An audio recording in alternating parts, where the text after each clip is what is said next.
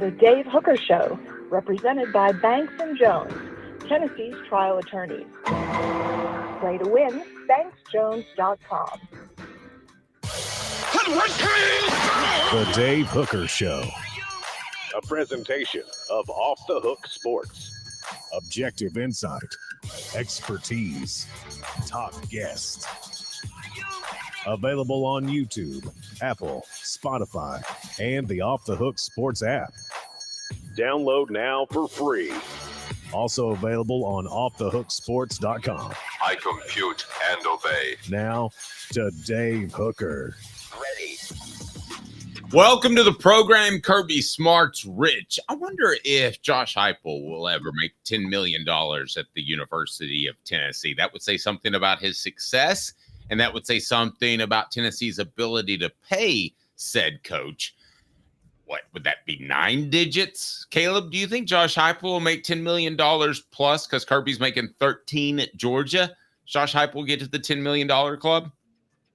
Well, that depends on how a couple of years in the near future go, which is similar to something we might be talking about very soon. But that's right. Is very this close to earning it? It's true. Is this the year to determine if Josh Heupel will be an elite coach, Texas or Oklahoma, who shakes up the SEC more? Does Danny White really want NIL guardrails? I don't think so. Rick Barnes will not play Memphis. I think that's a mistake. The NCAA has to pay out $2.7 billion.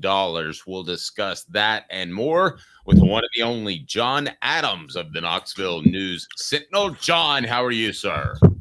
I'm doing well, thank you.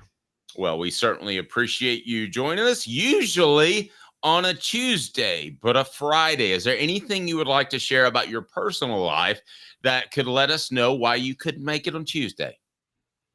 Not at all, Dave. You don't feel like sharing that?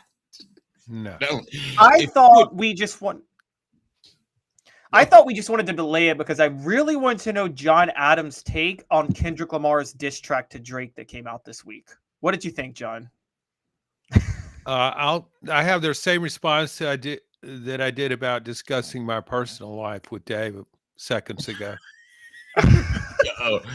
All right, let's get right to it. Is this the year to determine if Josh Heupel will be elite? It's today's tough question, and it's brought to you by Rick Terry Jewelry Design. Today's tough question.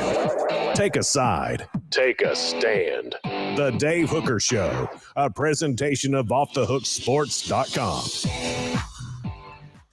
John, in case you didn't know, Caleb Calhoun believes that, don't let me put words in your mouth, correct me if I'm wrong, Caleb, that Josh Heupel is loading up for this year. Whether or not that's the case, do you believe we'll know by the end of 2024 if he's an elite coach or not? How much of a determining factor can one season be? I think we will have a strong preview of where Tennessee football is headed under Josh Heupel when you look what's going on this year. First of all, let's consider the competition. Tennessee has a really accommodating schedule by SEC standards. It's about as accommodating as you could get for a playoff contender. It also has Nico Yamaleava at quarterback. Those kind of guys don't come along that often. Tennessee has him for this year and next year. And when you look at what Tennessee did in the offseason, it kept its offensive line pretty much intact, plus added a promising offensive lineman from LSU. So that means it spent some money, NIL, not as much on transfers maybe as a lot of schools did, but just to keep what it has intact. It's kind of solidified its receiving core as well. Helped its secondary through transfers. So everything to me points to Tennessee thinking this is the year to get things done. If it doesn't, I think the question that people are going to wonder about is Josh Heupel going to be 8 to 10 win a year guy, or is he going to be a championship level coach? You can't discern that in just one season, But I really do believe this season, based on what Tennessee has coming back, on its quarterback, and on its schedule, that this will give us a really good preview of what's to come. So, John, and I agree with you, and I'm big on that. And I'm with you on they are focused on retaining a lot of guys. I've said I think they're using the Michigan model, which is Michigan felt that if they could retain players, their chemistry and their discipline would outweigh the superior talent that I believe Alabama did have over them in the college football playoff last year. My question in this way, though, is to a certain concern before I talk about Josh Heupel specifically is, do you think there is a concern when it comes to retaining guys if guys can't play? For instance, you talk about retaining the offensive line. Part of retaining the offensive line was retaining that left guard spot. Nobody could play on the left guard last year. Andre Carrick was horrible. So isn't that kind of a concern when you're retaining bad players, I guess? Well, but I don't think the overall line was bad. I think this should be a pretty good offensive line. I think there's still maybe one question mark in the line. I think when you look at the offensive line, and I think the offensive line will be better with Nico at quarterback. I think he's going to help everybody else on offense. It's not always, we always talk about, well, a quarterback needs protection. That's so important to success. And of course it is, but also a player with Nico's talent and ability to make plays, that makes people around him better. In the offensive line too. So I think that's important. One of the things, a question I have when we talk about where Tennessee is headed, Tennessee has had a recurring weakness under Josh Heupel in the secondary. That really has never been resolved. Now you're bringing in 3 transfers, all of whom I would expect to start. But if that doesn't get resolved this year, that raises a question about overall defense.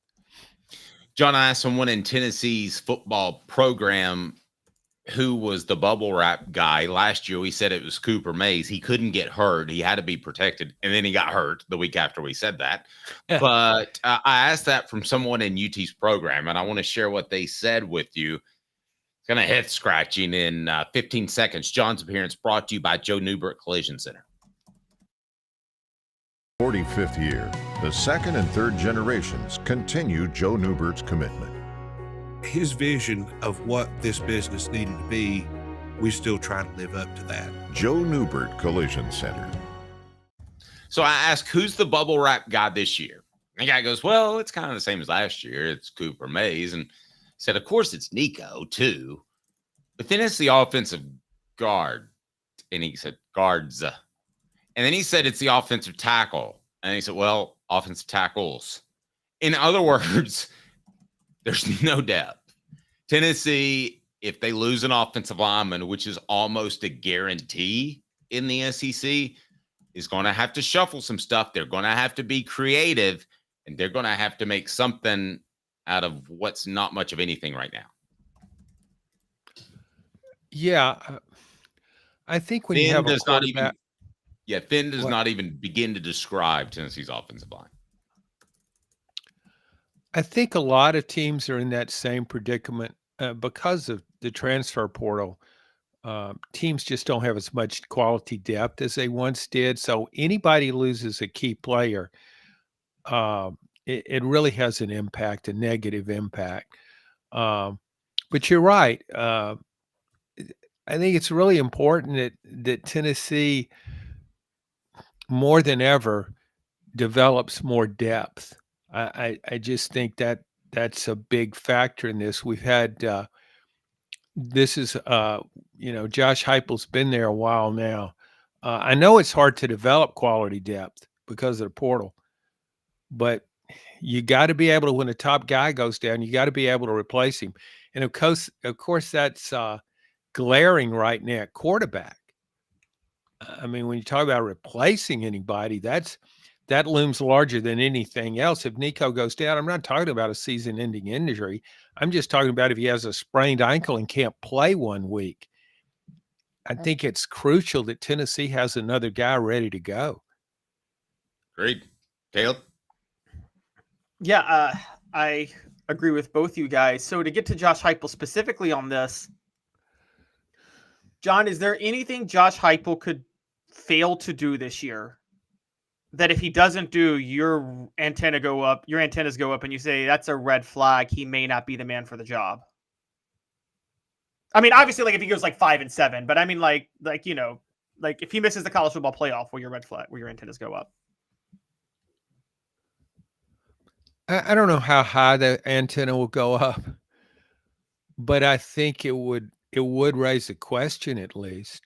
When we look at where Tennessee's been since the end of the 2007 season, this is a significant upgrade.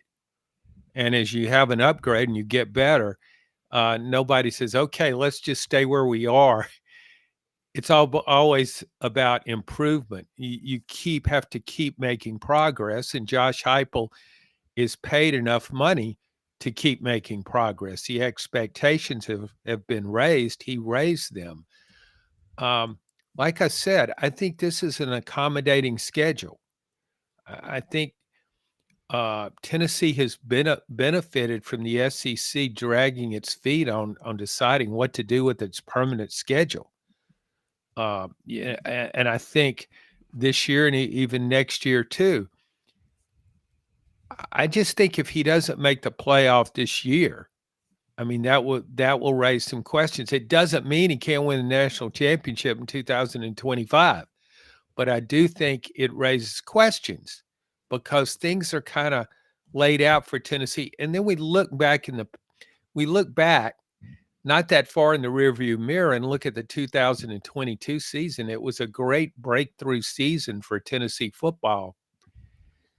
But a question was raised at the same time, or antenna went up a little bit, if you want to use that phraseology. Was that South Carolina game? Because Tennessee was still in the running for the playoff. I mean, it's right there. And the performance on that Saturday was pretty much inexplicable to lose by 25 points to a mediocre team. Then couple that with what happened last year in Florida. I guess that brings up, now that I think about it in your question, that Tennessee is each year has lost a game I thought for sure it would win. And one of those games was a bowl game against Purdue. I really didn't see. I know Purdue had the offensive wherewithal to pose problems for Tennessee's secondary, but also I thought Tennessee could score 60 points on Purdue's defense. It lost a close game. Then you go forward a year, and the South Carolina game I mentioned is one of the. It was a terrible blow for Tennessee, and then last season, Tennessee just had no business. I know Cooper Mays was hurt, but it shouldn't have lost to that Florida team. So we have a trend developing here. So if Tennessee loses a game like that this year, that would raise the antenna, I think. I want to get to a question Smoky Mountain Red asked, and it also addresses what Caleb asked. So Caleb, obviously, if they're 5-7, that's a red flag. But you talked about other records. I'll throw something at you that I think would be a red flag, and that would be if Nico Maleava isn't in the top 5 ratings of quarterbacks at the end of the year. I mean, he should be top 3, you would think. Travis asked, what happens if Nico flops? I don't see it happening, but good Lord, Gaston or Merck? The big Merc. I guess murky. All I would say at that point is I already have a bigger red flag than many on Josh Heupel's ability to evaluate talent, because I don't know, and I don't care what excuse he gives me. You'll never have me believe that he should have started Joe Milton over Hendon Hooker. And that raised the red flag on its own. So if Nico flops after he was the one who cobbled the NIL money to get Nico. So, or who pushed for that. So he pushed for the NIL money to get this guy who turns out to be a flop if Nico flops. If that follows the fact that he decided that Joe Milton was his guy over Hendon Hooker, don't we really have to have, I mean, that's a red flag on just the fact that we just have to think that he can't evaluate talent, guys, right? Well, but Well, if this is on Nico Nico. flops it, Yeah, that's a huge if, John. if Nico flops, then nobody can evaluate talent, because I think, including myself, not that I pretend to be an expert on that, but I think he's a can't miss guy. I agree. And so, but you do bring up a point that to me it's hard to explain that. It's hard to understand it. We've gone over it a lot of times, but why anybody thought Joe Milton would be better than Hendon Hooker. And really, looking back on last season, why did anybody think Joe Milton would be better than Nico? I mean, by midseason anyway. It just didn't fit the offense as well. I know he just got drafted in 6th round, but I just think there's a difference in that. That to me raised a red flag. The Milton Hooker thing, that Josh Heupel ever thought that Milton was a great fit for his offense, that raised a red flag with me. Raised a red flag with his teammates. I want to go back to that conversation that I had within the program. There are a lot of people that had a lot more respect for Nico than Joe midway through the season. I get accused for bashing Joe. I'm not going there, but that's just a fact based off someone within the program. Well, but that goes to Heupel. Right. I agree. I mean, Milton is who he is. I mean, he's doing the best he can. Then we get into another discussion about we can assume Heupel's thinking team chemistry. We've had this discussion before. Got to play the best guy, particularly a quarterback, and let chemistry unfold from there. Good. What the?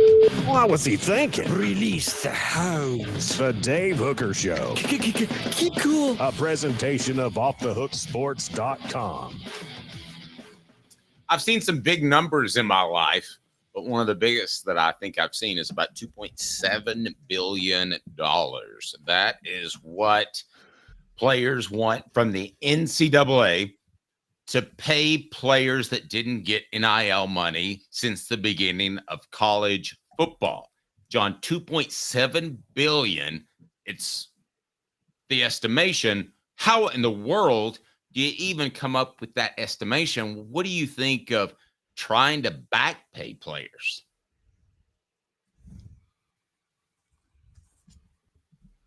John, did John freeze up? Caleb, what do you think? We lost John Adams. What do you think of there? John's back. I saw him blink. What do you think of back paying players, John? First of all, I didn't think I froze up. I thought you froze up. I didn't really hear much of what you said, but I think I got the high points.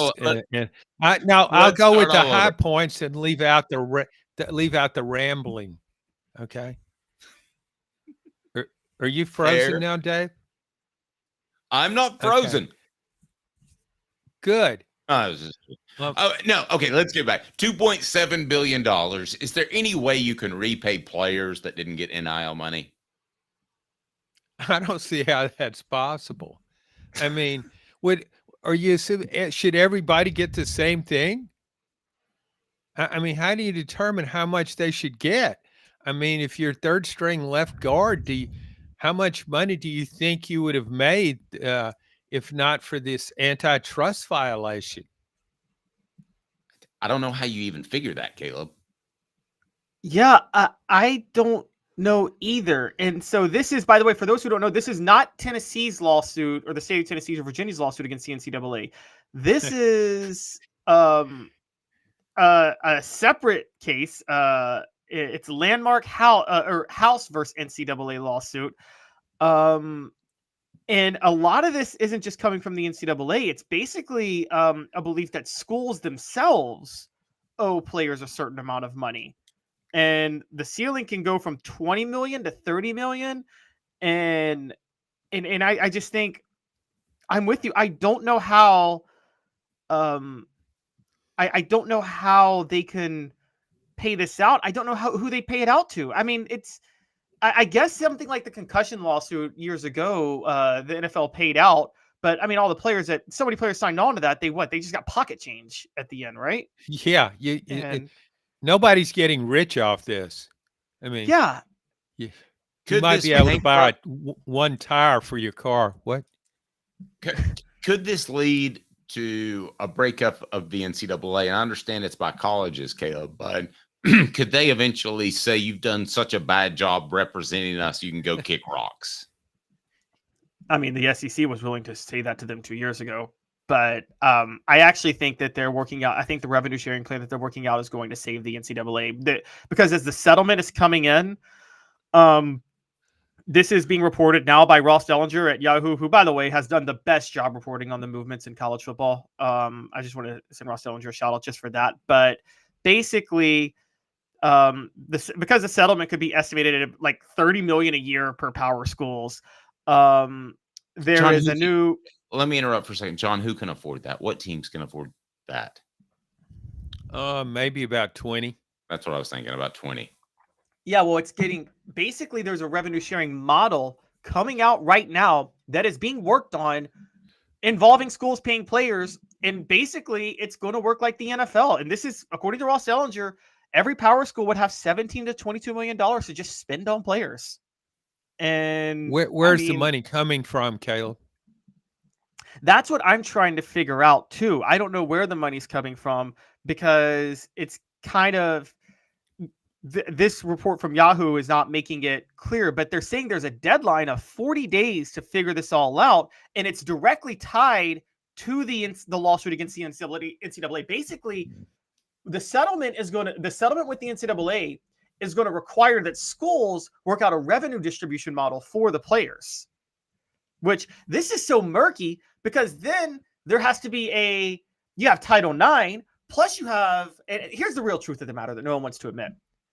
Title IX is a direct contradiction of the antitrust laws passed. And they were both laws passed by Congress. They were passed by Congress 80 years apart, one in 1890 something, one in 1970 something. And you're seeing the courts have to work out, well, what takes precedent over what? You mentioned this, they've got 40 days. Would it be easier to pull this off in 40 days or to build an ark in 40 days? An ark. Okay. Much easier by hand, like on Evan Almighty. This seems to be what, I don't know if they intended it to be. Roy Kramer didn't intend to create a playoff, but he did with the BCS formula. He created a way to seed teams, but he hated a playoff. In this particular case, I don't think they mean to do this, but this could provide the delineation between those that can be in a super conference and those that can't. Naturally, let finances take care of it. I always say the market will bear itself out. Okay. Yeah, I agree. But we're going to see the shrinkage of college football. I mean, there's just no way around it. There are going to be teams that just can't afford this. But what Caleb brings up a really good point, and what I really wonder about is all other athletes at a university. Is this a gender discrimination? Can a women's basketball player, if football players are making this kind of money, what about women's basketball players? Should they be able to make the same amount of money? I just don't know how this all can work out to please everybody and to please the courts. Maybe I ought to just maybe we ought to just go back in time and get rid of the playoff, get rid of coaches, limit coaches to about $100,000 a year and have a bunch of really big bowl games and let the media decide who should be the national champion. Good idea. That's original. So what y'all act like the media. Well, we could have the AP and the UPI champion. Yes, the old UPI. United Press International. Yeah, it went out of business, unfortunately, and Associated Press may be headed in the same direction. Caleb, this could be the beginning of a mega conference. There are going to be some schools that say, we just can't do this. We don't want to be a part of the NCAA anymore. The MTSUs of the world. I'm still like, how does this work out long term? And this is the truth. It's the phrase I've heard, and John, I want to know, guys, I was 3 when it happened. Y'all both remember it better than I do. So the phrase I heard is that college football is trying to work itself out the way the former Soviet states were trying to figure themselves out after the Berlin Wall fell, which created chaos after chaos, and nobody knew exactly what was going to happen. Is college football in like is college football basically the Soviet Union, like right after the Berlin Wall fell? Is that a good analogy? Nah. Not really. No, but I appreciate your your historical knowledge, Caleb, and thanks for sharing that with us. Maybe if we're heading that direction, then you need a Putin to kind of put everything back together. Mark Emmert. No, it's Mark Emmert. Huh? He's Putin. No. He's driving it all into the ground. No, it's Nick Saban. He will be the czar of college football at some point. All right. Probably. The 2.7 billion. Want to get back to that? Guys, how are we even? I don't know how we're coming up with that number, and it sounds like a way to kill college football to me. Well, according to ESPN, and I want to set this up for you guys, some math expert, some fancy pants, probably Ivy League math expert that figures out numbers in the way that we can't, determined that the NCAA has probably stolen close to $4 billion from athletes in the revenue that they've generated over however long you want to name it. So 2.7 billion would be a compromised settlement, basically, if they agree to that. And because if it goes all the way to court, it could be determined that they actually owe 4 billion. And that's why they're looking to settle. So I don't know how they came up with that number, but I'm sure they did. Figured it out somehow. Well, it was no Ivy Leaguer doing the math. I can guarantee you that. They're building encampments. Got other more important stuff to do. How many SEC teams would be able to handle the $30 million payment?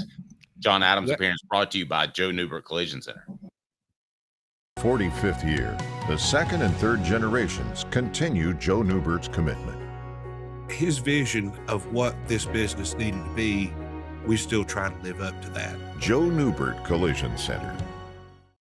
How many schools are in trouble if they're asked to pay $30 million from the SEC?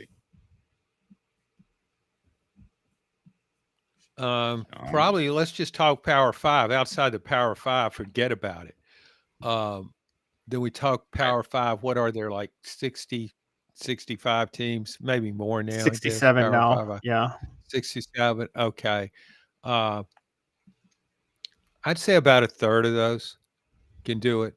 And then there's some outside possibilities you wouldn't think of right away, like Vanderbilt. You would think, well, there's no way Vanderbilt doesn't spend any money. It just keeps its money and draws interest. What has it done to enhance its athletic program in the last 50 years? Look at that stadium. Shouldn't there be a requirement too? Like, if you're going to cash out, like, shouldn't the SEC be like, you're violating your terms of being in the SEC because you're cashing out this money and not even trying to invest? I know, but the SEC needs Vanderbilt for two reasons. It gives other teams a chance at a sure win, prevent them from going winless in the SEC, and it needs to point to somebody say, who cares? Who in the world thinks we don't care about academics in this conference? Look at Vanderbilt. So it serves a purpose. You jokingly are referring to the latter, right? Because I've always thought that was silly. You can't point to one team out of 12, 14, or 16 and say they uphold our academic reputation. Yeah, it's a heavy burden to carry. Well, we've got a really smart class. We got Bob, who's super intelligent, and we got 14 other guys that are just don't know what's going on. I mean, you can't. Vanderbilt's Vanderbilt. I give them credit for that, but I'm not keeping them in the conference just because they're good academically. Fair. Well, I tell you what, I want them in the conference now just because they have those cranes behind the stadium. I mean, they're Explain the they cranes. look all, Explain the cranes. huh? Explain the Well, cranes. the stadium is under construction, Mhm. and apparently this construction is going to take about, I don't know, 25 years. They're going about it. They're laying a foundation. They want to make sure everything's in place, do it the right way so it will endure. So, I won't live to see it, but maybe you guys will, and see Vanderbilt have a completely revamped stadium, state-of-the-art stadium maybe. But right now, those cranes are merely a sign of the future of where Vanderbilt football is headed. Which is upwards and onwards, because it looks like a bunch of cranes and some screen hanging out there doing nothing. As they have to actually respond to the number of cranes. I thought you were joking that they have on Vanderbilt's campus. We all saw that. John, that's I didn't know that was actually a thing. As I try to bring you back up on the screen, Caleb, you might need to do it. John, go ahead, sir. It's just such an odd look. And the funny thing about that stadium is it's as though it's always been under construction, even when it wasn't. I mean, if you remember, you've gone into that stadium, you kind of walk under the stadium to get to the press box elevator. It just looks like there's been some kind of disaster nearby. And then you're kind of walking through the aftermath of it to get to that press box elevator. And I honestly, because everything looks so questionable and sketchy there, I always wonder if that elevator is going to work when I climb aboard. I'm very afraid every time I step upon that elevator. Quality Tire Pro, the Eberle family, has been serving Chattanooga's community since 1957. All major brands of tires, full service automotive, brake alignments, oil changes, and more. All works covered by nationwide warranty. Cherokee Boulevard or online at qualitytirepros.com. That's downtown Chattanooga, qualitytirepros.com. Step in and say, hey, Bo, from Off the Hook Sports. Tell them Dave Hooker sent you. Hey, Bo, from Off the Hook Sports. Coming up on the program in exactly 2 minutes, Texas or Oklahoma? Who's going to shake up the SEC the most? We will ask Caleb and John Adams that question after this. Stay tuned. Off the Hook Sports. 5th year, the second and third generations continue Joe Newbert's commitment. His vision of what this business needed to be, we still try to live up to that. If we wouldn't put our family in it, we're not going to put their family in it. If you're going to say that you're doing the best work in Knoxville, now saying it's one thing, producing it and providing it's another. The largest family-owned collision center in Knoxville is Joe Newbert Collision Center.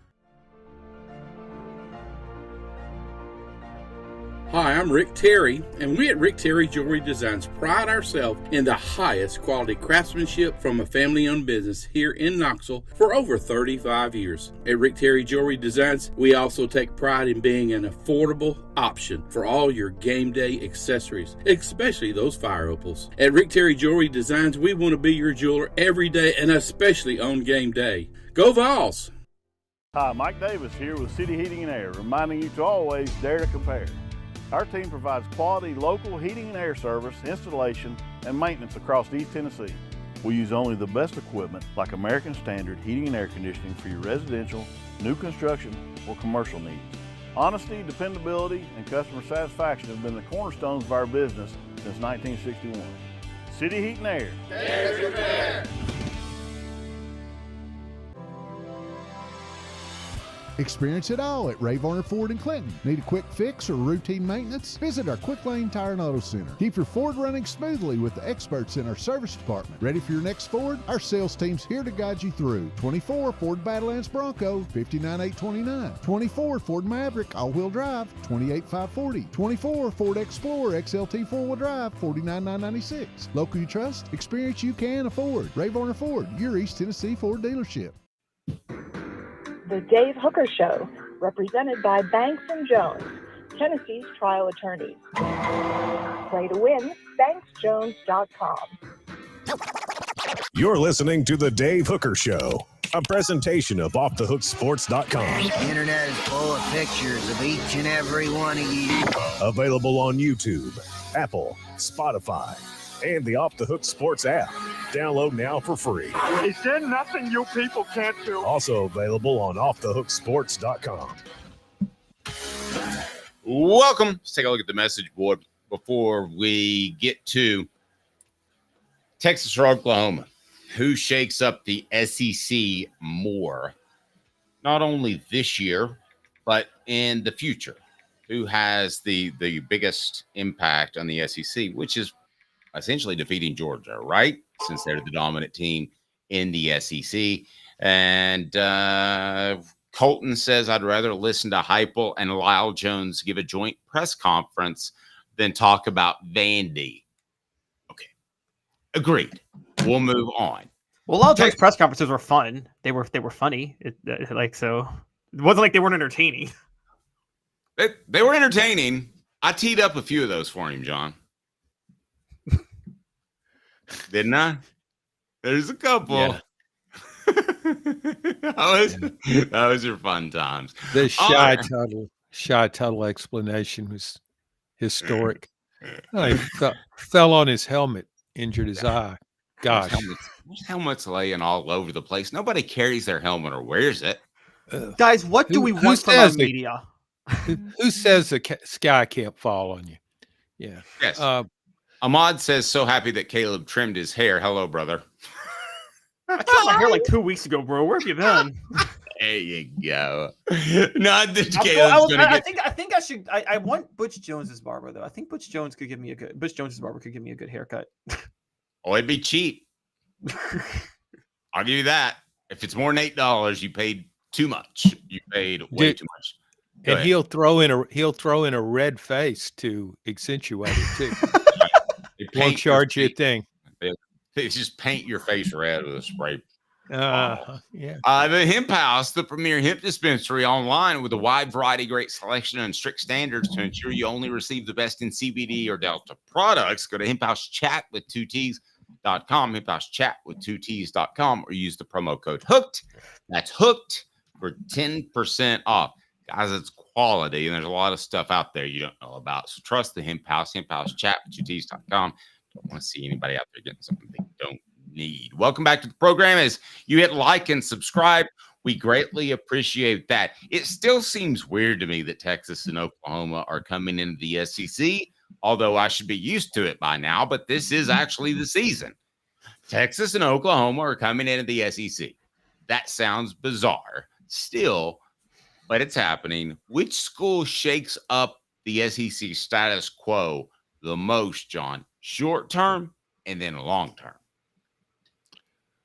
Well, I think if you look at all sports, Texas, because it's so good in everything, it could win the Directors' Cup every year. It's always in contention for that.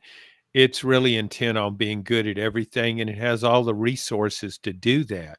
So it's going to affect, women's basketball, softball even. Oklahoma has a dominant softball program, but Texas is really good now too. So, yeah, I think, though, it's the combination. When this was, I think the initial reaction from a lot of people in the SEC when these teams were joined in the league, and it seems as though it was about 10 years ago that we've been waiting for this, that it was announced so long ago that they were, in fact, coming into the league. But I think the reaction was, well, they're about to experience a different world in college football. They're not in the Big 12 anymore. But I think the SEC is going to have problems itself in dealing with Oklahoma and Texas. It's really going to toughen up this league because now you've got two more programs that can be really good, that can compete for championships in football. And I think the greatest impact it's going to have, maybe short term and even more so long term, when you look at the midsection of the SEC, and let's take in football, let's say Kentucky. I mean, this could result in dropping down another notch. It's going to be harder now to finish in the top half of the SEC because of Oklahoma and Texas. I think Oklahoma's down right now, by its usual standard, but it won't stay down. It's impatient with football coaches. So the impact is going to be huge in all sports in the conference. Yeah, so short-term football specifically and long-term, I'm mostly with you, John. I'm more it's just Texas because even though I don't believe it's Hugh Sarkisian, I believe in him more than Brent Venables, and he has two great quarterbacks on his roster. Long-term, given the fact that Texas is in the SEC now, given the talent in Texas, they don't really have the competition for the talent that they used to with them in the Big 12 and Texas A&M in the SEC. And given the fact that I think they have the third largest NIL collective, and Texas A&M's NIL collective has fallen completely off the map because they were doing some shady stuff last year that apparently got them caught. Is Texas in the, and I guess I'll float this to both you guys. In football, is Texas in the LSU, Georgia, Ohio State camp now? Which is, I say that to say, are they another school where I call it the Ed Orgeron rule? They can hire Ed Orgeron and win a national championship now? John, I could actually speak to that on recruiting. It's much like South Florida. You would expect Miami to just dominate because there's so much talent there. But the problem is there's 15,000 other schools recruiting there too. It's kind of same for Texas, but they happen to be within the state. That's kind of how I would position Texas in recruiting. LSU is kind of its own animal because kids don't want to leave there, and they're very talented. Yeah, everybody recruits Texas. I mean, you're always going to have a certain level of talent at Texas. I still think long term that Oklahoma football could be better than Texas.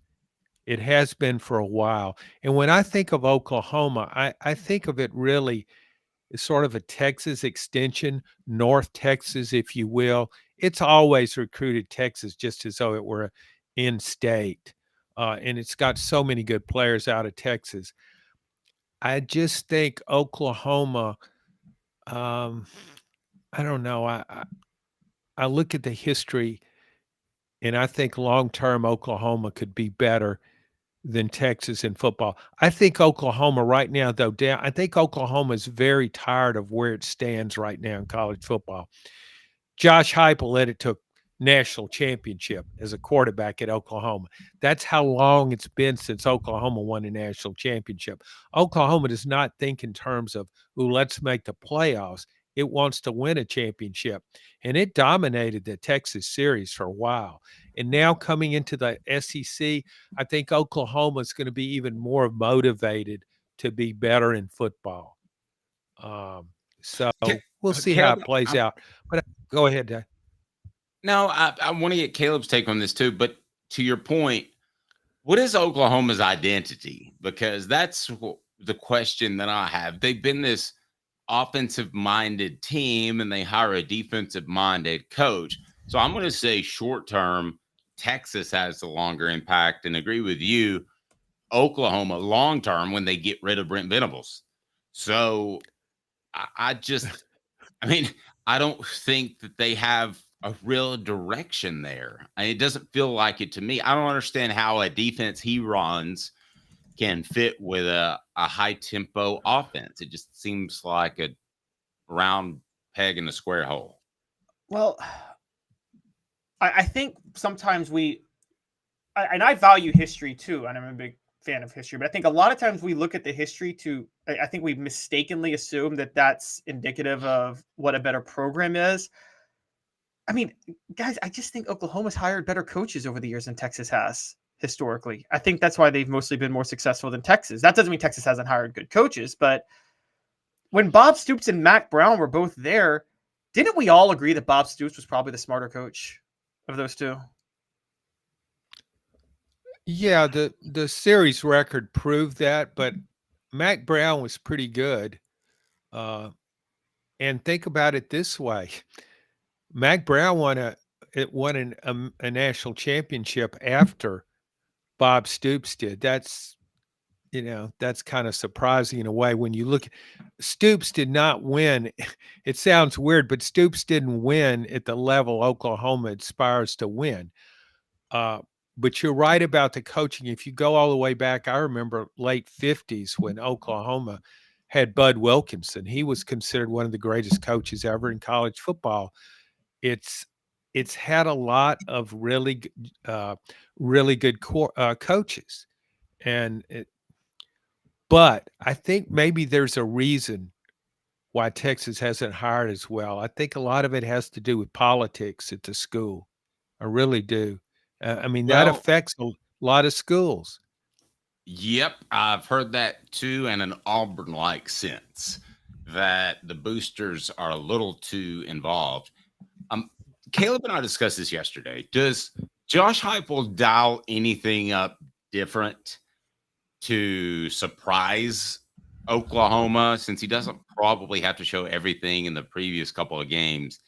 I mean, I know that Missouri put together a completely different defense, according to people I talked to, than they had run all year, and that's part of the reason they handled the Vols offense. But that's not done a lot. You don't vary off of your general game plan. Do you expect Josh Heupel to have something special dialed up for Oklahoma, or is this just another day at the office since he played and coached there? Oh, he may have a play or two dialed up for Oklahoma, the Okie special, maybe. Remember, he had a play dialed up for UT Martin a couple of years ago to put up about 48 in the first half against UT Martin. But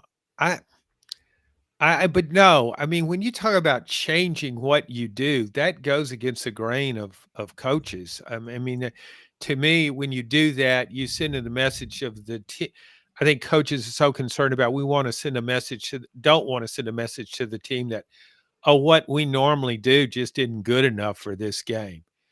And I don't know how drastic the changes Missouri. I read that too, that Missouri made some changes. I think you can shape your offense or defense somewhat to an opponent, but Josh Heupel's not going wishbone against the Sooners, although it would be kind of cool inside the 20-yard line, because Oklahoma had ran the wishbone about as well as anybody back in 1971. But if you go to that, maybe just do it as a trick play and sort of remind those old Oklahoma fans, yeah, this is how it used to be for you guys. I do think Heupel won't say this. He doesn't say much at press conferences or anywhere else. He won't say this game is special, but it is. Yeah, I mean, it absolutely has to be. We asked this question too, and Caleb said, don't let me put words in your mouth, correct me if I'm wrong, that the season is a disaster if they lose at Oklahoma. Yes. Yeah, and he's agreeing with it. Now, my argument, if they lose a close game by 1 on the road to a ranked opponent, that doesn't really affect the season. My argument was it depends how you lose. Well, no, I don't think that at all, because I think it's a road game against what should be a pretty good team, not the best team on your schedule, but a pretty good team. And despite Heupel's Oklahoma connection, that's a game you could lose, but you could lose that game and lose maybe to Georgia and still make the playoffs. So if you beat Alabama and win the rest of the games, you're okay. I think it would also, because of the timing of the game, mid-September, I don't think it will have that overall impact. I think it will really bother Josh Heupel if he loses that game. I tell you what, I think the impact could be greater. A loss could be greater on the other side for Brent Venables. If Oklahoma loses a home game to Tennessee and he gets beat by what Sooners fans perceive as one of their own, the guy that, and it would be so striking. Think about this: Oklahoma losing at home to the quarterback who led them to their last national championship many, many years ago. Here he returns home and beats them, and they hadn't had a championship since he was there playing quarterback. You shouldn't even get paid for writing that column. That writes itself, Caleb.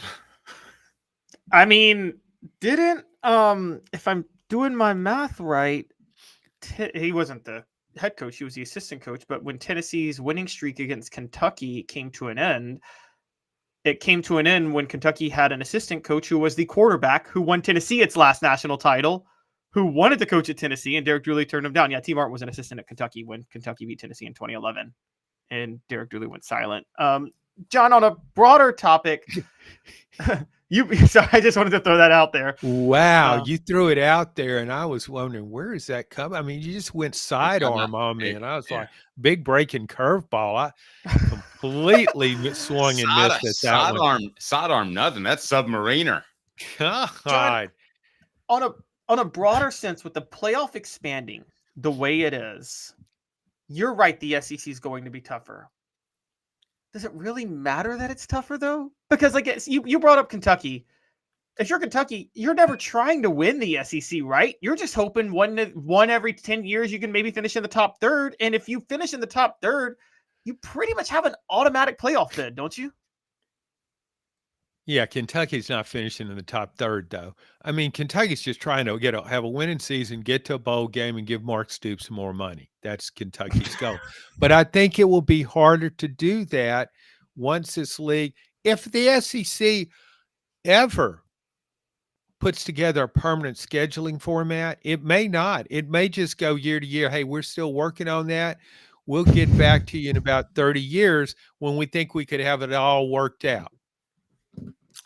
Yeah, that would be a nice contract, wouldn't it? Do a completely average job, and we'll keep giving you more money. That would not that would be a pretty good deal. That's what Stoops has going on. But you go back, you put it in context of what Kentucky football has been, and so he's improved Kentucky football, and as I'm sure they all like to say, he's provided stability to the program. John, he's not Joker Phillips. That's the other thing he has in his favor. Fair. The additions to the SEC previously, South Carolina, Arkansas, Missouri, and who am I forgetting? Texas A&M. Ranked those four as far as positive impact on the conference, and where would Texas and Oklahoma fall on those? Well, they lapped that field. I mean, there's no question. I mean, when you go back the addition of South Carolina and Arkansas, so much was made of SEC expansion. I mean, it's going to shake up the world. If you go back when it was first brought up and Harvey Schiller was the SEC commissioner, he was talking about Florida State and Miami and Texas. Okay, those were the schools he was talking about. But then when the SEC actually did it, it's South Carolina and Arkansas. I mean, Caleb's a big fan of history. Look at South Carolina's football history. I mean, I know it's awful. I know it's awful. It's a bowl game. That was Carolina football. So, how do you really enhance your conference by adding South Carolina? Arkansas historically was better in football, but it had kind of a significant drop-off for a number of years. Arkansas brought a really good basketball program under Nolan Richardson into the conference. I love what Arkansas did for basketball, but Nolan Richardson came and went, and now it's just another program in the SEC. But you look at what those two programs provided, you think of expansion in terms of football, and how many conference championships did they win combined in football? Before they got to the SEC, or since they before, once they got to the SEC, how many championships did they win combined? I know I can't answer it's that. A trick question. It's a trick question. They never have won the SEC championship, and you could say the same. I'm sorry, Kyle. Go. Oh, I thought you were asking how many championships in their respective conferences before they got to the SEC had they won. No, you overthought it because you assumed it. Well, let's move on. Now let's talk about Missouri and Texas A&M. I mean, Missouri came in here and won the SEC East.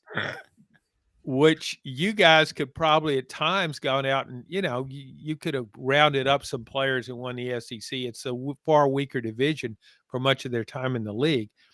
But how many conference championships in football have Missouri and Texas A&M won combined since they've been in the SEC?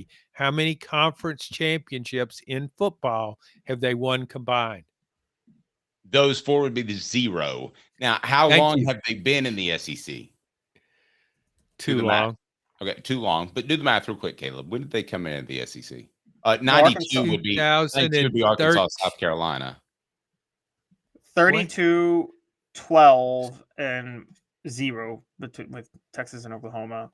Okay, so there have been 44 seasons. Wait. No, my question. What are we talking about? I don't know. The question is, will Texas and Oklahoma win? So it's been 30 years since they added Arkansas, South Carolina. Texas and Oklahoma are going to win more championships than that. And I don't know what you're laughing about. You know that I got it all figured out. I know that John Adams loves covering the Big Orange Caravan. And as much as he loves it, he had a miss one recently. But Danny White made some news by continuing to say that he wants NIL guardrails. It's time for 4 Downs, and it's brought to you by Dynasty Pools and Spas. 4 Downs brought to you by Dynasty Spas, the most comfortable spas made in the United States of America, right here in East Tennessee. Drop in for the all-new showroom in Athens. Dynasty Spas, perfect for all 4 seasons. 4 Downs, presented by Off the Hook Sports. All right, so let's get to it right now. Coop, what do people do to be a part of the program? Here. Hit like and subscribe. Thank you. Coop here. First down. Does Danny White really want NIL guardrails? Or is he just saying that to toe the line with the rest of college football, John? Well, first of all, I want to apologize for running the program off the rails, since we're talking about rails. With that championship discussion about some of the SEC's more recent members. So I'll quickly move on from there. Guardrails are coming. Danny White knows that, so there's nothing anybody can do. Guardrails are coming, and they're going to go for about $2.7 billion. Those will be the guardrails. Caleb? He's lying. This would be like Jerry Jones saying he likes the salary cap in the NFL. Jerry Jones wishes he could spend as much money as possible to buy a Super Bowl for the Cowboys. He's one of the 5-8 owners that hates the salary cap. All right. Second down, Coop. Cooper Mays here. Second down. Would a salary cap hurt Tennessee more than other schools? I think they have more to spend, so it would. Yeah. Tennessee don't want a salary cap. Yeah, at all. No. I want to tell you why I don't think it would, actually. I think based on the stories I've been covering and things like that, I think the salary cap is going to be set at such a high level that most schools couldn't pay anyway, that Tennessee will still have the advantage. I mean, if the salary cap is set at $22 million, well, how many schools can afford to pay $22 million to players? Well, I go back to 20. Yeah, I mean, that's at about 20. So what SEC schools with that? We could debate. Of course, Tennessee would be one. Georgia, Texas, Oklahoma, Alabama, Florida. When you get to, I think the South Carolinas of the world is kind of where you could go either direction. Yeah, South Carolina's not paying $20 billion. So they're out of the SEC. If Danny White could spend more money for players than facilities, would he do so? Or is he just a facility guy? No, he would spend more money for players if need be. Caleb? He would, but I will tell you this, there's a curveball. He'd spend it more for players and facilities, but he'd spend on both, and he'd cut his salaries on coaches. In case you guys haven't noticed, he keeps hiring up-and-comers so that way he can get them on the cheap so he can use the booster money to pay more recruits. I'm just saying, I think that's his philosophy. Well, that's only going to work so long. If you start to, well, okay, here we go. No, I think Danny White wants to win. Fourth down. Go ahead. You think Danny White wants to win?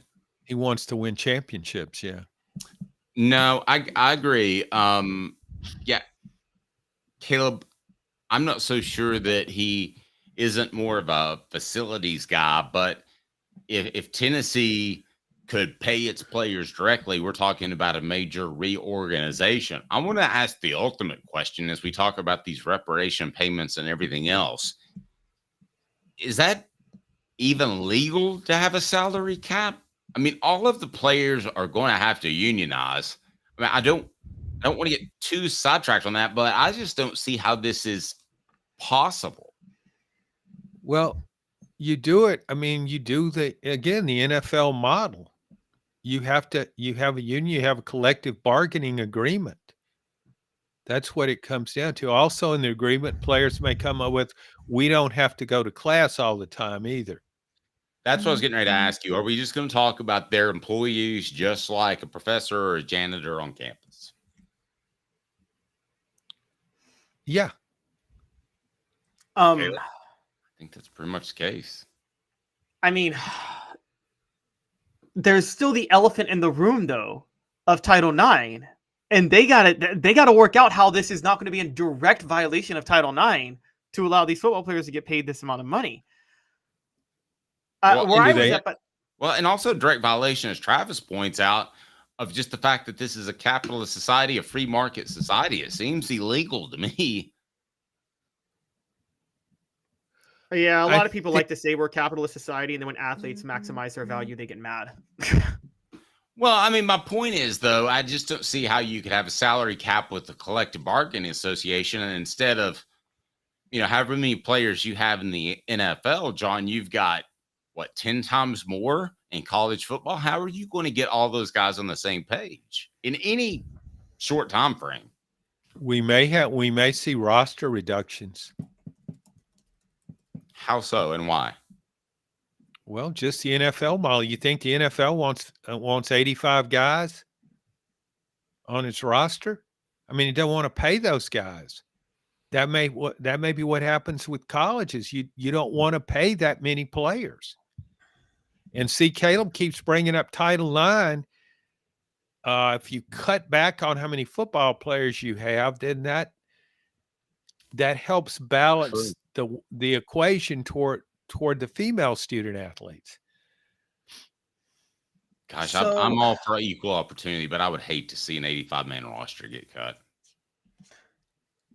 Now, from Danny White's perspective, though, again, and this is why I keep saying the Moneyball era, what do you guys think of the idea? I agree, John, he wants to win. But what if Danny White's philosophy was, knowing NIL was coming, I get the coaches on the cheap so I can spend the money to get them the players.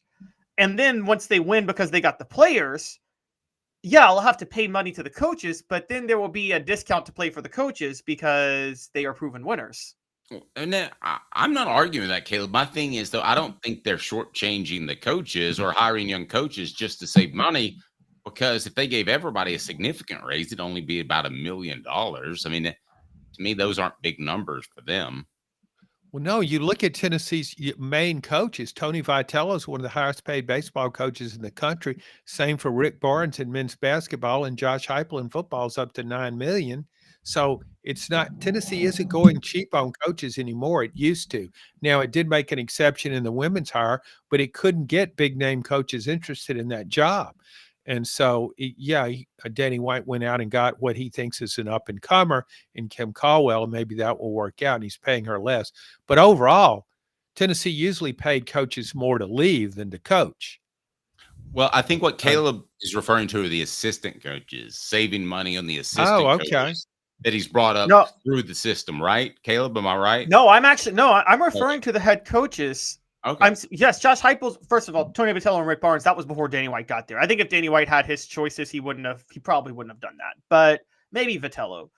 But I think with somebody like Josh Heupel makes $9 million now. He was cheap when Danny White hired him, and then NIL kicked in right when Danny White hired him, and they were able to go get Nico and a bunch of other players, and now he's up Josh Heupel's salary. but he's up Josh Heupel's salary after getting the recruits in. And if Heupel wins this year, you could start to see a Heupel discount, particularly for offensive players. John? Well, to me, Danny White is knowledgeable enough about athletics. To me, in college sports, you get the best coaches and you win. So I don't think you can go cheap on coaches. You've got to try and get the best coach. Alabama paid a lot at the time when it hired Nick Saban, and look at how that worked out. I think you got to get the best coach you can. That's not a place to go cheap to me. John, have a fantastic weekend. We certainly appreciate your appearance, brought to you by our good friends at Newbert Collision Center. Newbert Collision Center, for over 50 years, Newbert Collision Center has East Tennessee's best choice for quality repair work and fantastic customer service. Joe Newbert Collision, joenewbertcollision.com. John, thank you, sir. And how many championships have Vanderbilt and Ole Miss won combined in SEC football in the last 50 years? In previous conferences. Well, Ole Miss hasn't won anything since integration happened. I think those two things are tied. I got a little bit of history on that. I'm sure you do. We'll look that up during the break, John. Thank you. Sure, guys. He's John Adams. I'm Dave Hooker. In 2 minutes, I want to get to something that I think Caleb Calhoun's going to feel pretty strong about, and that's Rick Barnes saying no more Memphis. Also on the program today, we will be giving away that John Henderson helmet as part of our great giveaway thanks to Sports Treasures. Sports Treasures, over 5 million sports treasures. That's right. You can check them out right there. We want to go ahead and share the Patreon page so you can take a look. You can join Hooker's Corner, and it's very easy to get on board. We would love to have you be a part of it. I will have the link right in the message board during the break. And coming up, Kirby Smart makes $13 million. Wow. Is anyone really surprised, though? 2 minutes with Caleb Calhoun. I'm Dave Hooker, off the Hook Sports. Bronco, $59,829. 24 Ford Maverick, all-wheel drive, $28,540. 24 Ford Explorer, XLT four-wheel drive, $49,996. Local you trust, experience you can afford. Varner Ford, your East Tennessee Ford dealership. Sports Treasures in North Knoxville is one of the South's largest sports cards and memorabilia dealers, featuring over 10 million sports cards from vintage to modern. Sports Treasures carries a full line of hobby boxes, singles, autographed memorabilia, Tennessee Vol collectibles, fan cave decorations, and so much more. See a museum full of collectibles at Sports Treasures, 4819 North Broadway in Fountain City, and Sports Treasures on Facebook. Sports Treasures, where the real sports fan goes to shop. Have you seen the latest TriStar Hats Co. product? TriStar Hats Co.? What's that? You know, those really cool hats, shirts, tumblers, and even license plates with 3 stars like the official Tennessee flag and stripes like the American flag. Pretty patriotic if you ask me. Ah, gotcha. Seen those. Those are cool. Where can I get them? Simple. TriStarHatsCo.com. And if you order now, there's 10% on any order $50 or more. Plus, use the promo code HOOKED. With the promo code HOOKED, you get 10% off. That's hooked. And don't forget free shipping with any order over $50. Stock up at TriStarHatsCo.com. That's TriStarHatsCo.com. There are plenty of wannabes out there, so make sure you go to TriStarHatsCo.com for the best quality and customer service. Will do, and I'll be sure to use the promo code HOOKED. That's hooked when I do, to save an additional 10% off. TriStarHatsCo.com. TriStar Hats Co. is a trademark of TriStar Hats Co. LLC. Any use without express written consent is prohibited. Now in its 45th year, the second and third generations continue Joe Newbert's commitment. His vision of what this business needed to be, we still try to live up to that. Joe Newbert Collision Center. You suck, you jackass. No, Caleb doesn't. The Dave Hooker Show, represented by Banks & Jones, Tennessee's trial attorneys. Play to win, banksjones.com. Who's this guy? Hello, wizard. The Dave Hooker Show, a presentation of Off the Hook Sports, YouTube, Apple, Spotify, and the free Off the Hook Sports app. Back to Dave Hooker.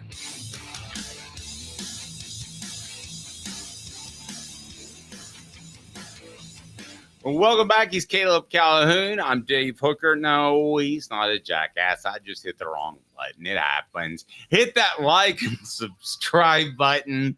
But I kind of handled it, it was a little improv there. I played it off. Nobody would have known had I not pointed out my mistake, right, Caleb? Well, nobody would. I mean, I thought you were referring to yourself, so, Yeah, I was. Maybe it's a deep-seated hate that I have for Dave. Rick Barnes isn't going to play Memphis. Kirby Smart's making $13 million a year. Will Josh Heupel ever get to that point? I want to talk about that. First, I want to remind you that we will have the drawing now in less than 30 minutes for this right here, thanks to our friends at Sports Treasures in North Knoxville. Follow them on Facebook, Sports Treasures TN. There's the prize, the John Henderson autographed helmet we will be giving away in less than 30 minutes. If you're watching live, we broadcast from 10 to 11:30 at least, and every month we give away this prize. All you have to do is join Hooker's Corner.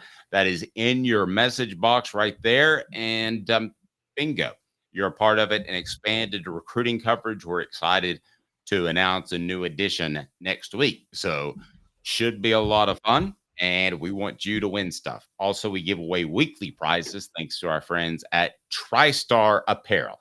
Let me take a moment to tell you about TriStar Apparel, and you can bring us both up there, Caleb. Thank you. TriStar Apparel is fantastic. They're the people who take care of everything when it comes to your business and spirit wear, any sort of promotional product, T-shirts, mugs, the whole 9 yards. They've got it right there. Apex Apparel Group Design. You call and you get 15% off. If you just mention Off the Hook Sports, it's right down below, 865-919-3001. If you own a business, do me a favor. Call 865-919-3001 and ask for Tyler, and you'll get 15% off your first order. Pretty strong. Some of those orders can be pretty big as you buy promotional products for your company. And by the way, we will have our brand new Off the Hook gear that will be available within a week or two. So we want to be sure and thank our friends at Apex Apparel Group for that. How about my guy Kirby Smart making $13 million? I'm to the point where I'm numb to this, that you could have said $20 million, and it's turned into monopoly money for me. And I come from a time where I covered football that it wasn't monopoly money. Assistant coaches got $75,000 a year in the 90s, which isn't bad money, but it's hardly life-changing money. Now assistant coaches get life-changing money. Now head coaches get insano money. I'm not surprised that he got a raise. I'm not surprised he's at $13 million. His deal should be to make $1 more than the other highest paid coach in the nation, right? I'm not surprised. I totally understand it. But you're going to say he's not worth it, are you? Kirby Smart specifically is not worth it. Okay. And because I would disagree, 2 championships are on my side. Coaching at Georgia is on my side. And this is not Ray Goff's Georgia. This is not even Mark Richt's Georgia. Georgia, after Mark Richt, and this is well documented, by the way, you know this, Dave, when Mark Richt was there, they had kind of a Notre Dame thing, but for the SEC, that's why they went so long without a national title, is that they had a demand of like a certain level of integrity that they would carry themselves with the program, right? They wouldn't take certain players. They were quick to dismiss certain players, certain things like that. Is that fair to say? Yes. They threw all that out the window when they hired Kirby Smart. They basically said, we're tired of losing. And so they threw it all out the window. That doesn't mean that they're bad. I mean, I'm not saying that they became like have less integrity than Tennessee or anything like that, but they stopped having more integrity than everybody else. They said, we can't do this if we're going to win. Agreed. Once they stopped doing that, Georgia became, again, as I talked about, one of those top 3 jobs with LSU and Ohio State where a dog could go win a national title coaching at that school. Okay. Well, I don't say a dog. Let's say the most average coach could win 6 games. How about that? That's realistic. Okay, I would have said I would have said a bad coach could win 6 games. An average coach could win a national title at Georgia. Even to a below average coach. Well, Mark Richt was an above average coach. Mark Richt was a great coach, but he was hamstrung by the integrity that Georgia lived by. Well, exactly. But the point being, you don't have you're not going to be a good coach. My definition is not going to win a national championship. You've got to be a great coach. I mean, is Matt Brown a good coach or a great coach? I think he's a good coach. And I think Les Miles is a bad coach, and he won a national championship. I think Ed Orgeron's a bad coach and won a national championship. Okay, that's fair. I'm not going to necessarily argue with that, but Kirby Smart specifically, why is he not worth $13 million at Georgia? Because they have so much talent, because they have so much facilities. I don't think you're giving him very much credit for building that. They're so loaded with talent, and I think they were pretty good before Kirby Smart got there with getting the talent in the door. Keeping it because of their standards was the problem. And I think Kirby Smart, look, I just have to, yes, Kirby Smart won 2 straight national titles. He backed in 2021 after losing the SEC championship game. And then he broke through and went undefeated and won it in 2022. But we're forgetting. I mean, Kirby Smart was at Georgia from 2016 to 2020. He was there for 5 full years before he won a national title. And he choked away the 2017 national title game because of poor coaching in the second half. I mean, that's factually true. And then 2018, 2019, couldn't get over the Alabama LSU humps. 2020, Dan Mullen beat him to win the East when Dan Mullen was in Florida. Dan Mullen's now fired. And so I don't think, put it this way, I don't think Kirby Smart's as rare of a coach as people think. I think he's a good coach. I think he might even be a great coach. I don't think he's Nick Saban great. I don't think he's that rare of a breed of a coach. I think you could replace Kirby Smart with about 10 other guys in college football.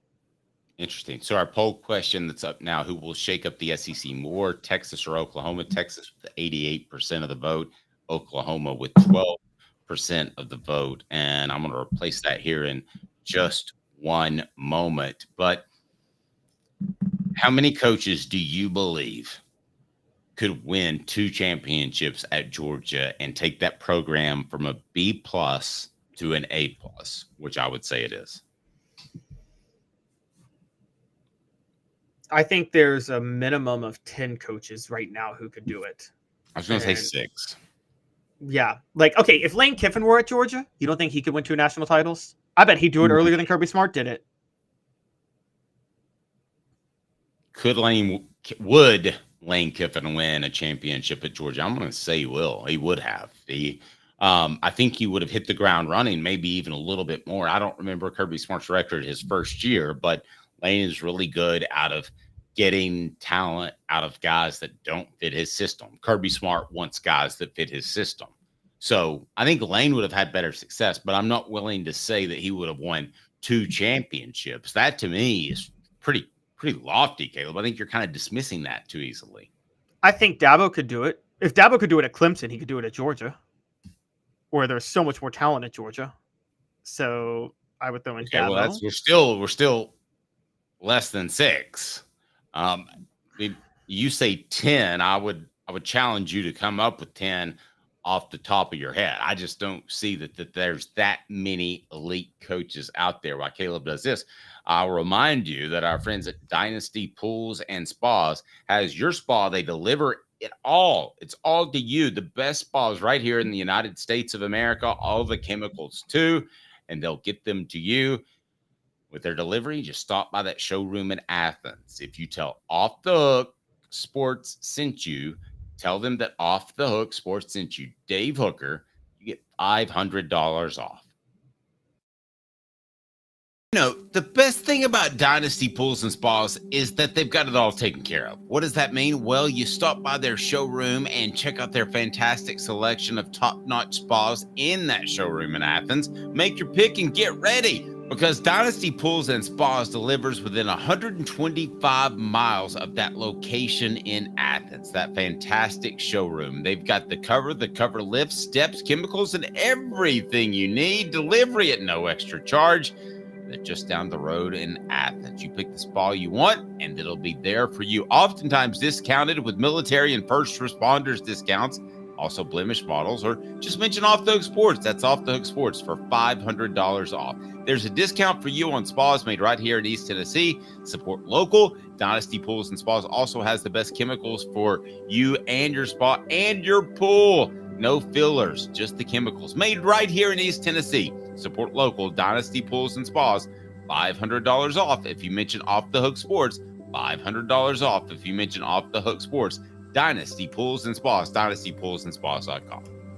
All right, Caleb, list them off one at a time. What coach could win 2 national championships in the time that it took Kirby Smart to do so at Georgia? And I'll tell you if I agree with them. If you come up with 10, I'm willing to eat crow. You going to tee up Hank Kingsley for me? I can. All right. So let's my guy Travis named one already on his list. So I've already named Dabo, and I've already named and I've named Lane Kiffin. And I named Lane Kiffin. That's All right, so I got 2. All right. Dan Lanning at Oregon. He'd win 2 national titles. 3. All right. Now where are you going? Josh Heupel. Huh? Josh Heupel could win 2 national titles at Georgia. Give you that. All righty. I'm still rolling. You are. You've gotten about to the point that I thought you'd start stumbling. Dave's head is about to explode, but James Franklin. That's crazy. No, not accepting that one. That doesn't count. How many do we have? How does that not count? Okay. I get final say. I have veto powers. So how many do we have for real? I have 5. You're still stuck on 4. No. We're on 4. We're a team. All right. So I'm not counting James Franklin, and you can't make me. All right. Well, I'm going to name one guy this one guy I'm about to name. If you can get to the college football playoff with Cincinnati, you can win 2 national titles with Georgia. So I'm going Luke Fickell, the Wisconsin coach. Crazy. Luke Fickell. He got to the playoff with the Group of 5 school. Okay. I'm not going Luke Fickell. We're at 4. You just don't want me to win. No, I want you to win. I want you to prove me wrong. Okay, here's a loser, says Colton. He's right. Here's another one. He is a horrible human being, but Hugh Freeze would win 2 national titles at Georgia. Oof. He's a terrible human being, but he'd win 2 national titles. All right, I'll give you that one because we split a little on the James Franklin, but I get benefit of the doubt of the next one because I gave you Lane too. So we're at 5. You still haven't got me to 10. Fickell's okay, I'm still going to keep rolling on this.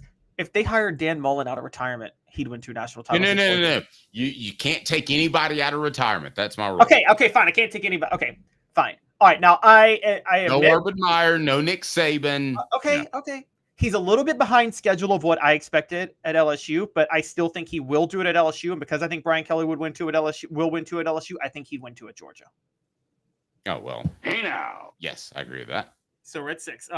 I'm not going to say Ryan Day because if he can't do it at Ohio State, you can't do it at Georgia. It's that simple. So I'm leaving Ryan Day out of it, but we're at 6. I think Lincoln Riley could win 2 at Georgia. That's crazy. No, wouldn't have the defense. Are we still at 5? No, 6. We're at 6. All right, we're at my numbers, which is what I said it would be. If we end here, you're going to be like, that Dave, man, he continues to show me how smart he is every day. Okay, here's another one. Again, I don't think this guy's a great coach, but I think he could win 2 national titles at Georgia. And he goes by the name of Steve Sarkisian. Yeah, Colton said it to no, Colton said A&M's new coach. I'm sorry, but Steve Sarkisian, yes, I would say so. I don't believe in this guy, but he proved me wrong last year. And if he could do this at Florida State, Mike Norvell can win. crazy. Here's why that's crazy is I don't believe that Mike Norvell could do that in the SEC. He had a special year last year, but he was in the ACC. So I'm going to say no on Mike Norvell as we got you back, Caleb. Who's next? Oh, wow. So we're still at 7 because you won't give me Mike Norvell, even though he just went undefeated at Florida State. Okay. Dave's working overtime to not give me my wins. True. I want you to win. I want great things for you. Okay. All right. This is now I'm really going to make Dave's head explode. I think Mark Stoops could win 2 national titles at Kentucky. That's crazy. We're going to leave it at 6. Well, no, we already were at 7. You already gave me 7. Okay. So I already got And we met in the middle at 7. How about that? I'm not trying to meet you. Oh, wait. Mac Brown. He's coaching right now. He won a national title at Texas. If he can win it at Texas, he can win 2 at Georgia. You suck. Yeah. You know I'm right. Am I not right? There's no way at this point. How? He won 1 at Texas. There's no way. He won 1 at Texas. But I think he's older than Methuselah at this point. So? Oh, by the way, what about Kalen DeBoer? He got Washington to the playoff. Okay. Hey now. That's 8. So now I'll we give are you in the 8. middle. So as it turns out, Caleb and I together, as we usually are completely right. Sometimes on our own, we're wrong. But when we combine ourselves, we're absolutely right. All right. And Travis said the Utah coach, Cal Whittingham. I would throw him in there too, but you know. Hey now. I'll give you 9.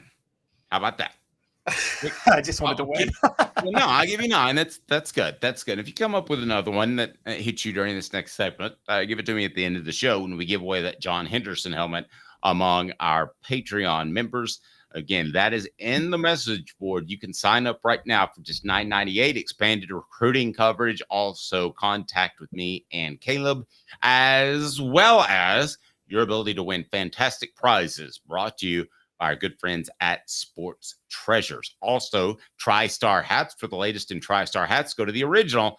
Go to TriStarHatsCo.com, TriStarHatsCo.com, and they've got all the apparel there. They're the original. So that's where you want to go. And that's the weekly prizes we'll be giving away, including the Celebrate 98 t-shirt and the Hooker t-shirt as well. So we give away weekly prizes for you being a member, just $9.98, and a monthly grand prize, which will be a John Henderson helmet. Autographed helmet, I should say. It's a mini helmet, but it's fantastic. Worth a few $100, I'd imagine. Is Rick Barnes wrong for not wanting to play Memphis? I don't think there's much of an argument. I think yes.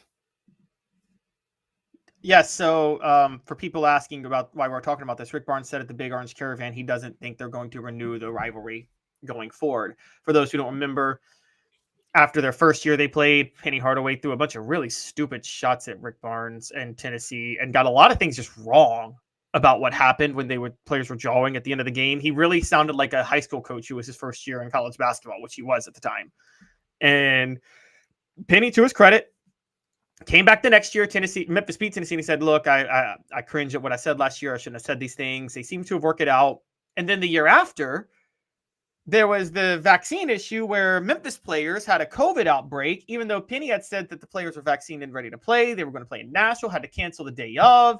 And then Penny tried to go Rick Barnes like, oh, he should reschedule the game. And Rick Barnes like, I can't reschedule the game. We have the SEC basketball schedule coming. So that everything just like fell into the crater after that. I still think this is a mistake on Tennessee's end for this reason. On the court now, it actually helps Memphis more than Tennessee. Tennessee's a better basketball program than Memphis. Just like on the field in football, it helps Memphis more than Tennessee to play Tennessee. But in recruiting, it helps Tennessee more. And I just want to point this out. Memphis, back historically, one of the agreements was Tennessee always wanted to play them in basketball. Memphis always wanted to play them in football. And they struck an agreement where Tennessee was like, we'll do this. We'll reach this compromise. And Memphis will be the only non-major program that will actually go play on the road sometimes. And the idea was there would be some Tennessee fans that showed up, but on top of that, they could recruit the city. I think that's the big rub on why this series should come back is you forget that Rick Barnes and Tennessee you can pick pockets and players out of Memphis. And in basketball, that's a huge deal. That's why Calipari and Pastor hated playing the series to begin with. Well, it's so one-sided is why I 100% agree with you. It's not as if there are a bunch of NBA talent level guys that are coming out of Knoxville, but there are in Memphis. I mean, that happens. And it opens up a whole other area of the country if you want to start to get into other states that surround Memphis. But Memphis would be the goal. And Tennessee is in a position now where they're really good, and Memphis can't leverage them into a football game to play basketball. That used to be a thing back in the 90s, Caleb. I'm not sure if you knew that, but Memphis used to say, play us in football and we'll play in basketball. And there was kind of the give and take there. Well, my bottom line is they should be playing Memphis in both sports, grow that into a rivalry, because I would rather see the non-conference revenue games go to in-state schools than UTEP. That's just me. So include Memphis in that. And I'm a big proponent for a lot of different reasons. It helps Tennessee in recruiting, a lot in basketball, a little in football. Those guys aren't nearly as loyal as you know in that area in football. And there's no downside except having to tolerate Penny Hardaway's smart mouth.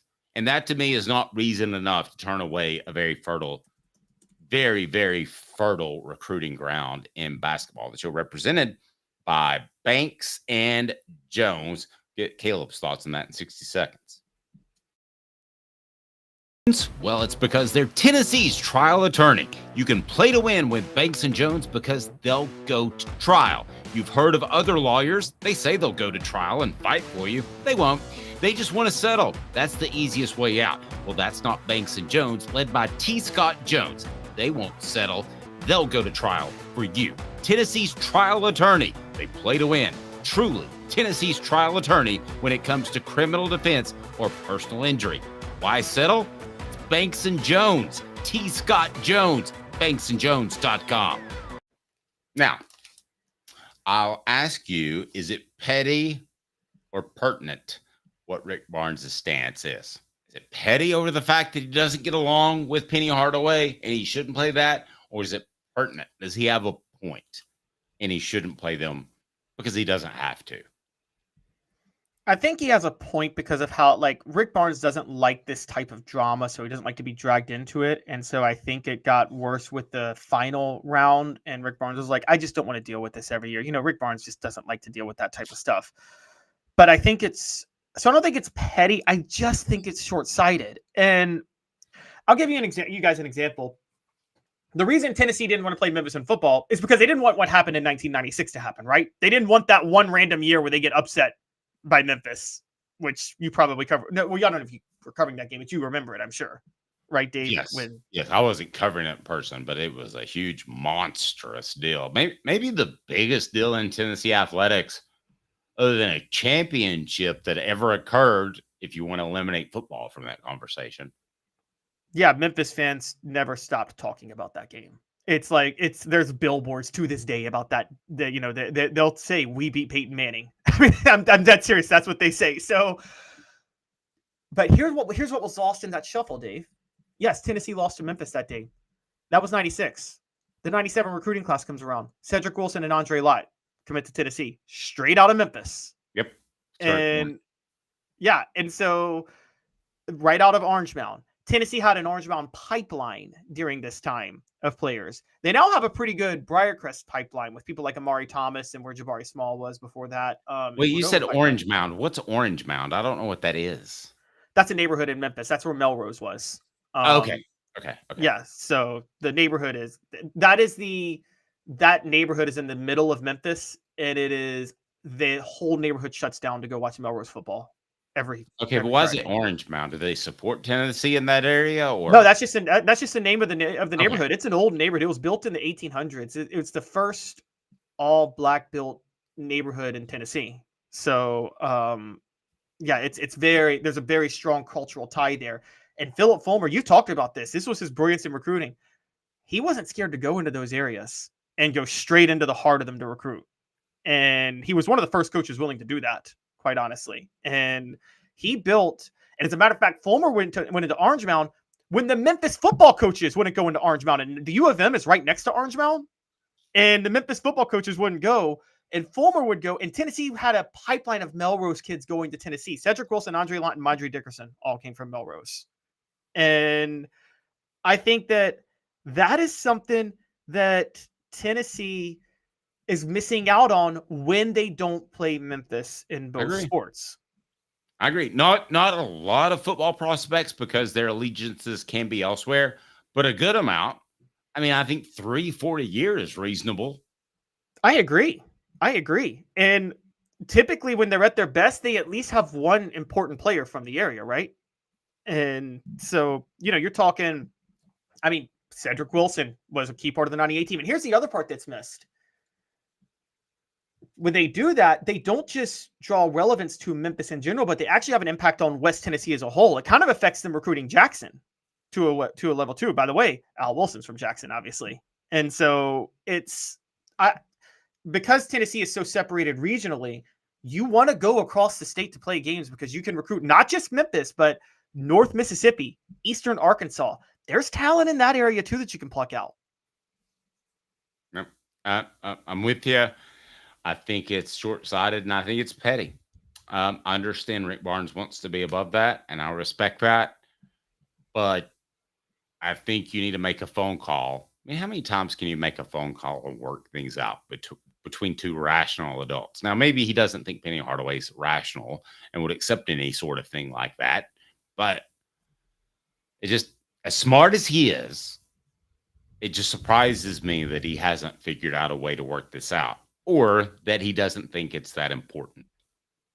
That I agree. It's blown my mind too. And also because of, Dave, you remember the 2008 basketball game, Tennessee and Memphis, where the world of college basketball descended onto the state.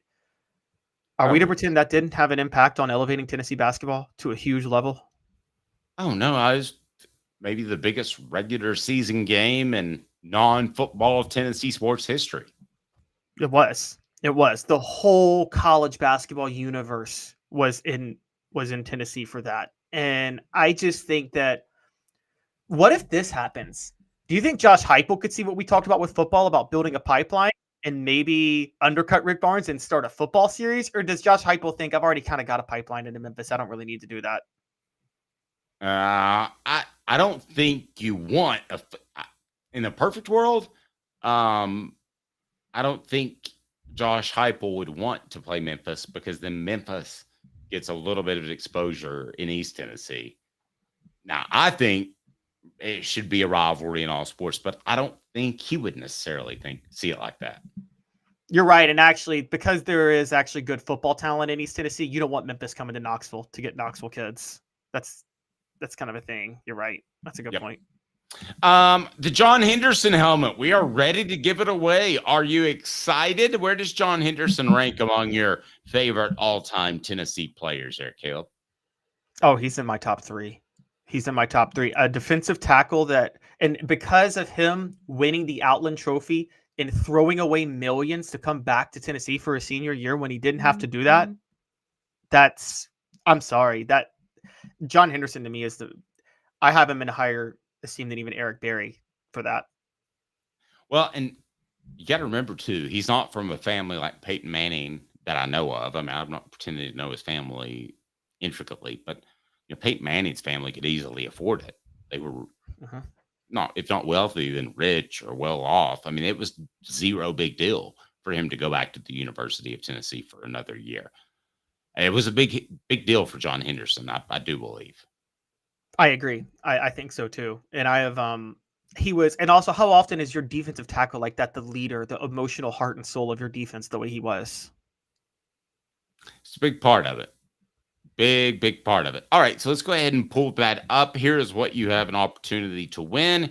It is being shared right now. Look at that. Pretty sharp. It is the John Henderson autographed helmet, thanks to our friends at Sports Treasures. So let's go ahead and spin the magic wheel of destiny, where's the magic wheel? Do you want to see the magic wheel of destiny? Yeah, I can't see it. We're working on that. All right. So the Magic Wheel of Destiny is getting shared right now. It's got all the names on it. You have to be a member, and we're going to continue to give away great prizes. So sign up, and a big announcement coming next week as expanded recruiting coverage will be in Hooker's Corner as well. So we want you to join that. We greatly appreciate it. And I just undid my saves. All right, there we go. Let's share that screen right there. All right, we've got everybody up there that is a paid member of Hooker's Corner. And if you've been on Hooker's Corner this week, you've gotten a chance to read about a couple of different things, including a young man who's about 360 pounds that Tennessee is weighing, joke intended, their thoughts on, and we'll see where he ends up. So let's go ahead and spin this thing. It's time for the John Henderson helmet, and it's autographed thanks to our friends at Sports Treasures. Here we go. Boom. Can you see it, Caleb? I see it. Feel it. Watching it happen. Oh. Aria! Congratulations. We will get with you. We will get that helmet to you, and we do appreciate your support. For Caleb Calhoun, I'm Dave Hooker. This has been a presentation